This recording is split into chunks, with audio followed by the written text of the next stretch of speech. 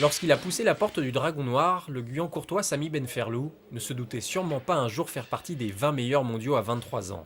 À quelques jours des championnats de France de Kung Fu, le vice-champion d'Europe répète inlassablement le Tao. Cette démonstration armée d'un bâton ou d'une épée, où chaque mouvement est disséqué, est d'une rare intensité.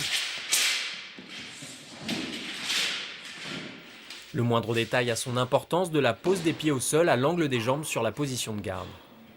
C'est habituel, mais que ce soit démonstration ou compétition, je ne veux pas banaliser la chose justement et dire bah, c'est bon, je l'ai déjà fait des millions de fois. Non, c'est que chaque compétition, chaque démonstration, il faut la faire à 200%. Sinon, c'est là où on peut risquer quelque chose.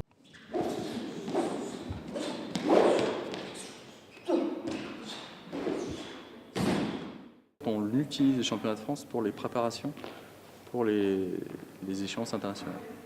Donc là, par exemple, on a mis au point certaines techniques nouvelles. Un cours d'essai suffit au jeune Samy, alors âgé de 7 ans et fan des films de Bruce Lee, pour comprendre l'essence même du wushu.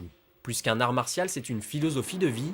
Sur chaque coup donné, chaque position, le Guyancourtois fait un voyage dans le temps, vers des pratiques ancestrales, vieilles de plusieurs siècles. Fidèle à son entraîneur de toujours, Samy Benferlou s'immisce désormais dans la hiérarchie mondiale dominée par les combattants chinois.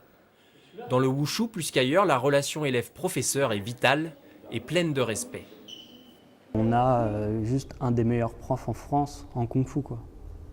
Donc sans lui, j'aurais vraiment pas pu être là où je suis.